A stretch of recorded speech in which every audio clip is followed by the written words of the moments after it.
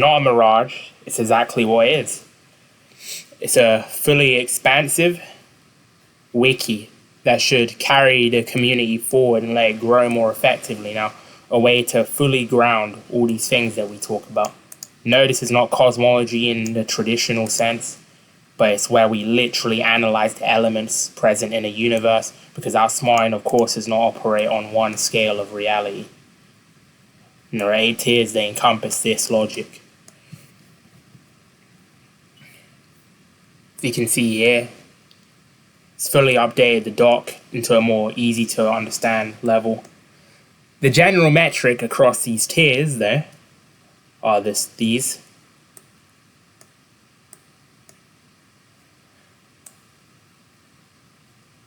So this is pretty intuitive, I would think.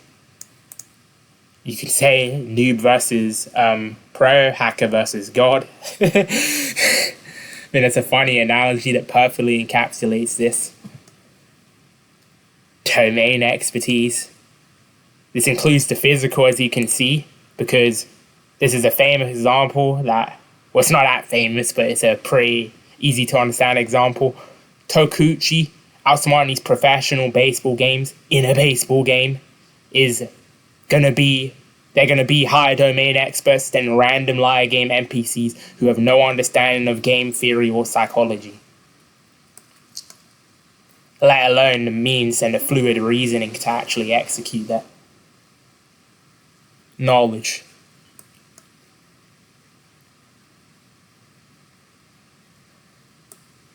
Context alignment.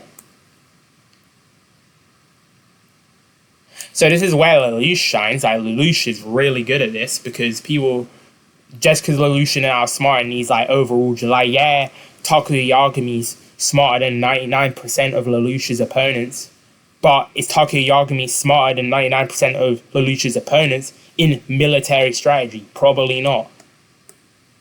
That would probably be a more debatable topic. That's why context alignment is key. Not just contextual adversity. Contextual adversity is like this. It's more of your domain expertise. Context alignment is more of like what you're fighting them on, right? In their element. So where you are smarter than that. So it's kind of a mix of the term contextual adversity, these two. But yeah. And that's why it operates in all tiers, and that's why it matters in terms of this. Because let's take the context of how Friend built his influence to a tier 2.5 scale. Okay, well, are the variables interconnected? No, they're way too easy to exploit. He had multiple people help him do it, and he also was stopped nearly by a tier 1 detective. So, is he actually 2.5 when we apply the context? No, he's not. He's also defeated by individuals who had no business in politics, society, or economic schemes whatsoever, but they just knew who Friend was. So in a way, you can say they had the skill set directly for that scenario, just because they wrote the original book of prophecy and things like that.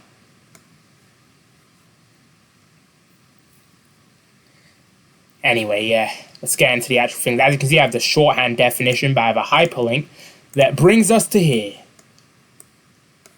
Pretty intuitive.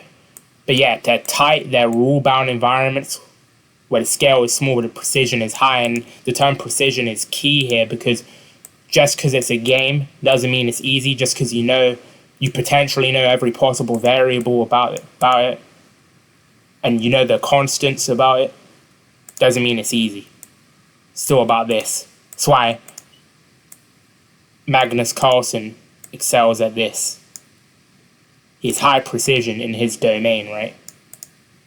Even though it's a small scale, it's not easy. Chess is not easy against other chess players, right? And that includes like any level of tactical planning within defined constraints, such as like most special exams. Like your average special exam, of course, will have a much larger one there.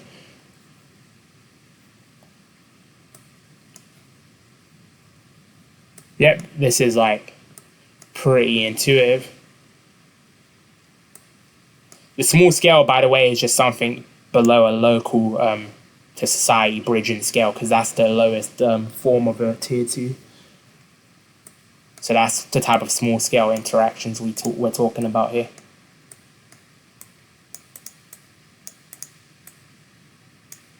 And this is what you process lovers will jump for joy at, is the best way to say it. Empirical, that's like all about observing the direct experience of the outsmarting, the process, in other words. So process characters are going to do really well on this tier in comparison to statement or portrayal merchants. They're not really going to have anything from here. It's all about the analysis of the process. But it's not going to fly when we get to the higher tiers. And that explains what it is. Same as my doc. Now we get to here. So, yeah. This term here, interconnected, is the most important term. It's where each variable is actually connected. Because why is that important? Because it'll produce emergence. It'll produce a volatility. So it would actually be a difficult scenario to actually let us analyze and scale outsmarting.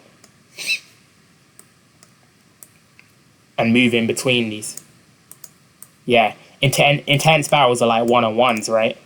That's where we're kind of scaling the... So we're not only scaling the process, we're scaling the intensity of the situation, but we're scaling the actual intelligence. This is where intelligence as a higher ordered function of the brain comes into play here, in terms of outsmarting specifically, because that's a context-dependent intelligence.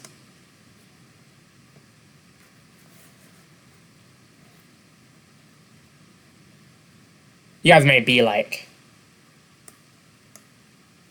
So this would be like something like Simba from Musaku. We didn't see much from him, but he has something on this. But Baku, to Simba himself, you might be able to argue him against he himself being tier 2. He obviously being a vice implies he's a tier 2 though, at least. But like defeating him would be a tier 2 feat, no matter what, for Baku. Emergent systems, there we go. That's the key term, word of the day. This is outsmarting oriented adaptability. So you guys are like, oh well, isn't Koji like crazy? Adaptability should be crazy in this, but it's like, no. Here's the specific context about the context relevant outsmarting adaptability. And that's the velocity, where the conditions are shifting rapidly. In systems, those would be interconnected parts on a certain scale. So it's where you're constantly adapting to new emerging variables and scenarios in general, and then optimizing based on that. Koji is more passive, and he deals with things that are majorly static. Like, only the special exams kind of like, they don't even shift rapidly, since you kind of know when special exams are going to happen. But yeah, would you say Koji is high adaptation now? Probably not. Not in this context. He's okay. Creative Innovation Index. It's pretty simple. The outsmarting oriented creativity here. Obviously, creativity generally is useful, which we'll talk about. But yeah, this is the one on the scale. It's someone like Judge Holden. He's not this tier. He's a higher tier than this. One tier higher. Or half a tier higher. It's not really an entire tier higher. It's half a tier because they're pretty much the same thing. Just higher, more emergent complexity because of the bigger scale.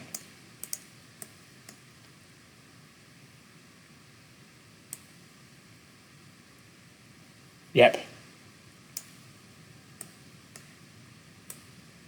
Like, it's not just about the amount of people, amount of factions. So these would be organizational groups on this scale, not just like small gangs or something. Although there are small groups that can just perform on this scale equally well. It could be a small, tight-knit, coordinated group that are specialists, or they're just generally geniuses.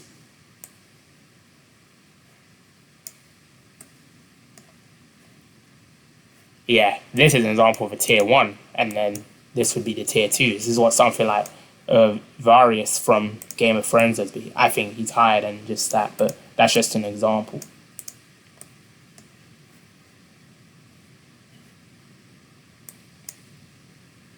actually.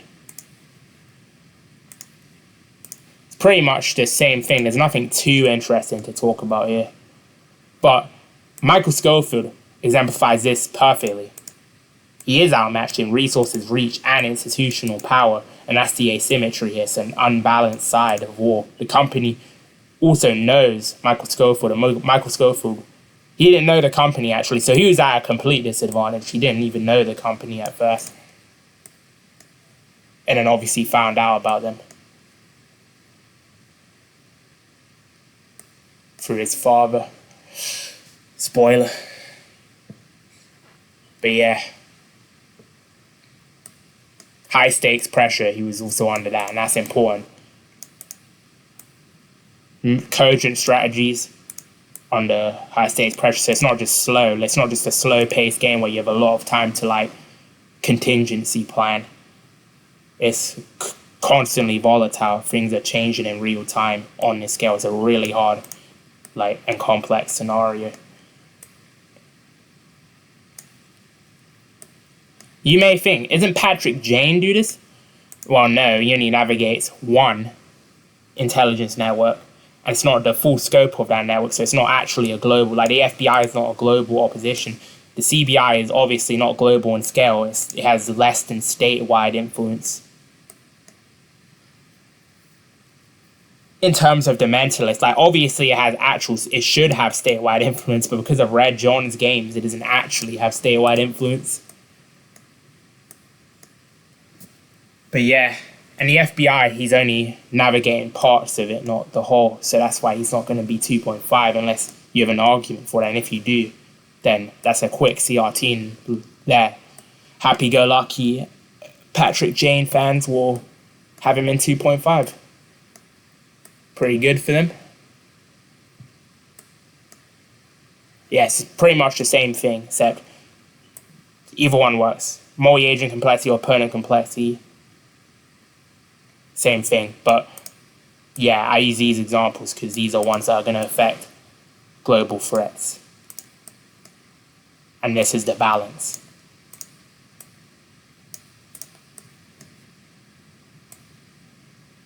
So obviously it's not as impressive, we're not going to know this without this.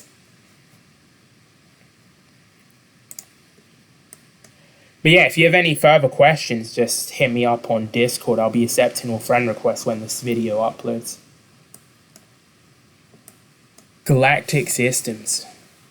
So this is where emergent phenomena majorly comes into play. Of course, it exists on a scale, but this is where it's a regularity.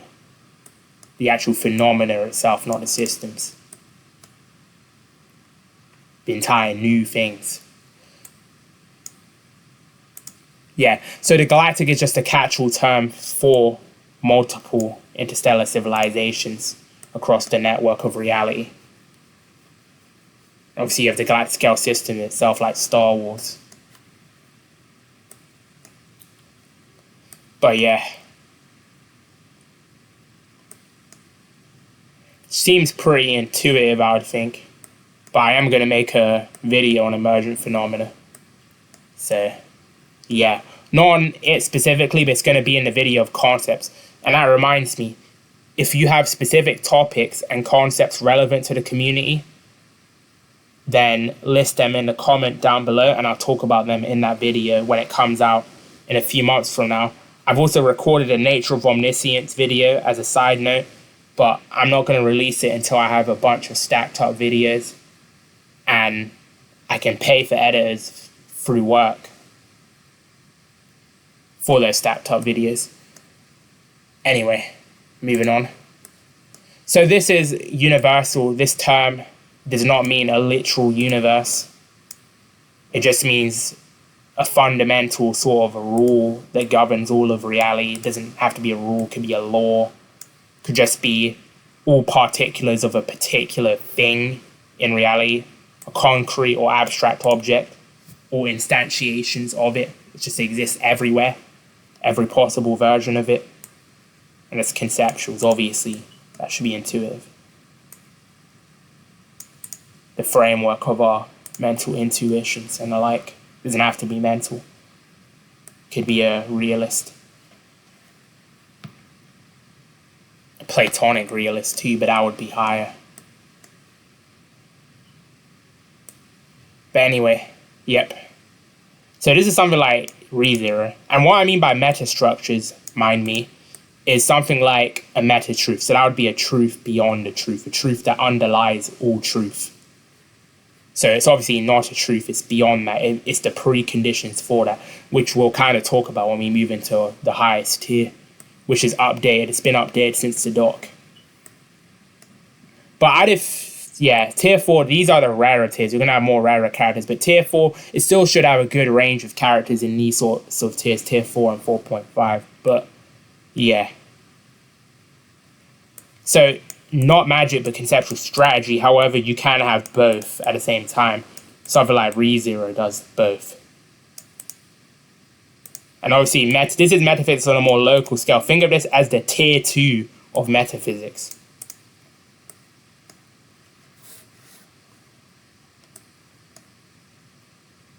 While the actual tier itself would be the tier 2.5. What I mean by loops of fate is a source of like eternal reoccurrences, essentially. Things like that. That's just one example though. You can have other loops of fate. And that's a deterministic structure, by the way, so in a way it's constrained-ish. But yes, the interconnectedness like multiple is vast times. It can be a singular timeline because it's only tier 4, but because of this factor, it'd usually be an entire stream of them. Like, wouldn't usually be one timeline, since it's more about the abstract system of time rather than how they're instantiated in reality. So rather than just the individual timelines. And then the scope. So as you can see, it's not just universes. That's the foundational structure of existence.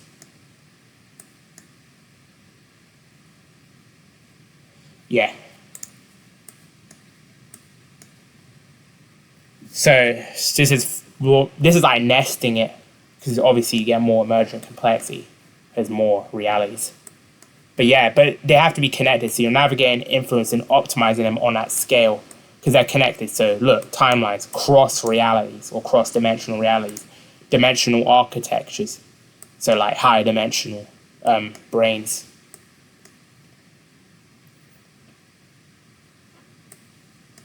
Yeah, so it's like they operate on a multiple universal logic, like across modal logic, but they're operating as if it was a single plane.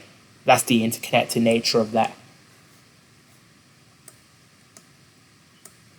What we mean by this is as if like it's still you performing the feat, essentially. It's not like multiple versions of you, different versions of you who technically could be categorized as different people when we talk about their fundamental essence.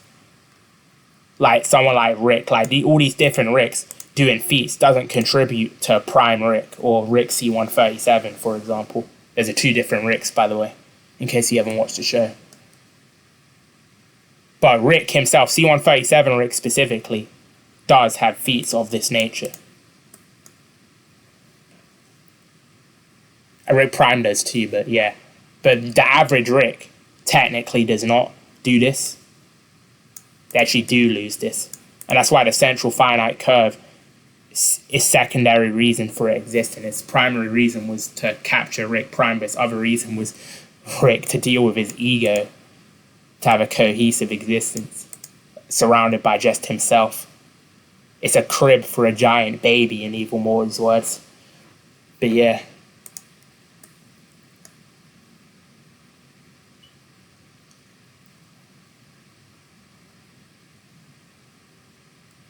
Yeah, this should be pretty intuitive. It's like quantum probability. But yeah, but there are other systems that operate on this level, and it's almost like what Baku does on just a multiversal scale. So you can kind of think about how smart these characters are going to be. They're literally doing what Baku does, but on a higher scale. And yeah, any conventional, so that modality here just mean a mode of existence, any possible mode of existence. So narrative structures can sometimes equate two-dimensional layers, the reality fiction divide and the 2D to 3D analogy that's equivalent to that divide. Any sort of cosmological system, so could be a universe of blood, could be a paraconsistent logical universe, any sort of universe, as long as it's below tier 5, metaphysical tiering, it falls into this sort of systemic influence. It's the full range of any multiversal norm. The norm, so an exception to this would be a Tegmark multiverse. You could argue that's a type of Platonic multiverse maybe, and that would get to tier 5, right? If you actually do think it's a Platonic type of multiverse. Before metaphysics takes hold, because that's exactly what happens, which we're going to get into now.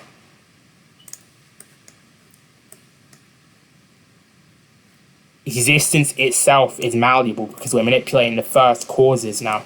The logic is no longer bound to the material or even the multiversal framework. So when we talk about tier 4, that's like that's the immaterial, and this is like beyond both the material and the immaterial. Both the material and the immaterial, they depend on this tier fundamentally. This is ontology. They play with the actual foundations, the divine plan itself, not just the gods. Like any people say, thou smart in gods, what's the context alignment for that? But the rule set, this would show their process, meaning that it would actually show why, or rather how, they're on the scale. How do they do what they do? But yeah. This is a more philosophical tier as well. I don't think it's a tier many people should care about. And it's not even like where you have a range of like higher versal characters. Like, no, there just aren't many characters of this tier. It's one of the smaller tiers. Because it's much harder, I feel like, to meet the conditions for this tier due to this. You have to be a performative type of character. You can't just get like a statement. There has to be some sort of connection there to this concept. Outsmarted. But yeah, so this is where you play game theory with it. Fundamental reality, ultimate reality itself. You play game theory with fundamental existence.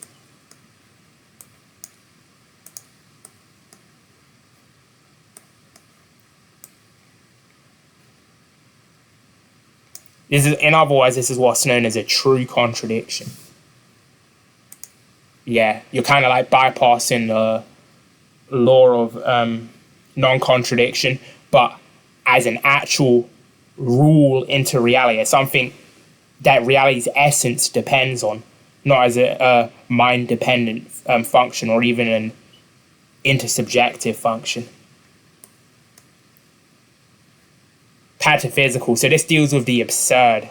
SCP deals with it in a way where they use like their narrative structures in a certain way, but their pataphysical structures are like impressive, so because they have narrative stacks with like 3812, and these aren't the same as this, where they deal with more pataphysical nature.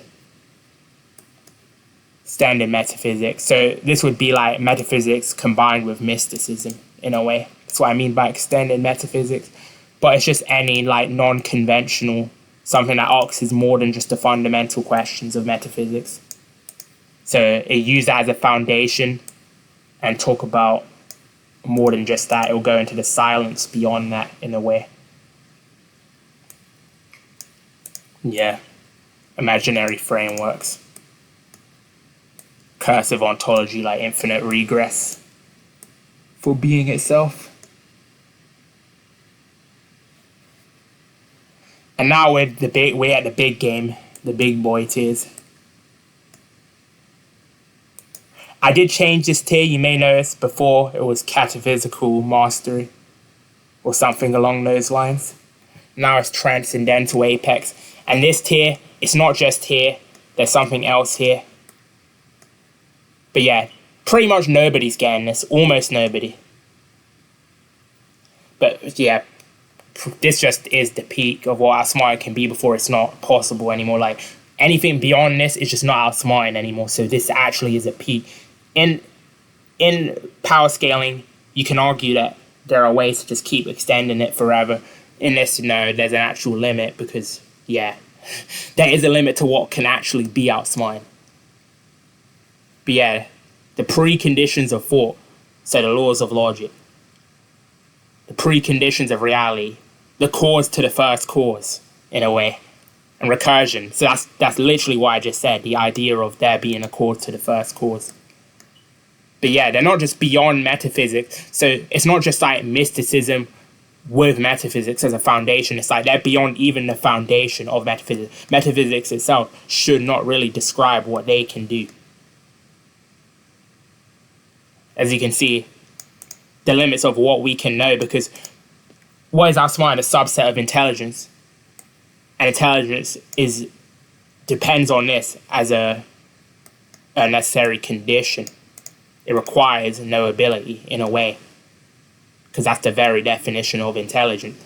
So the structures that define them will, of course, be the highest level. And these are structures that do exactly that. So you can't... It's literally where it fails and breaks down. And these guys' characters, like, manipulate that.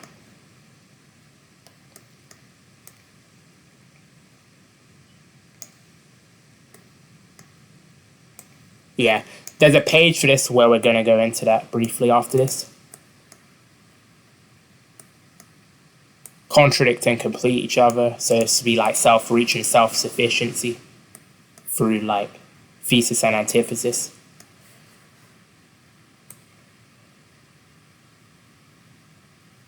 Yep. Not much more I can say here. I mean, if you just have more questions. But yeah. There's like layers of this. It's tiers layered. So this is not tier 6, by the way. It's just to compare it. This is what local systems do. It's what systemic systems can do. So it should be pretty intuitive where this reaches up to. This goes up to tier 2. This can go up to tier 4.5. And this is tier 5. And this is tier 6 start. And that's tier 6's end. Before the axioms. The limits of the paradox.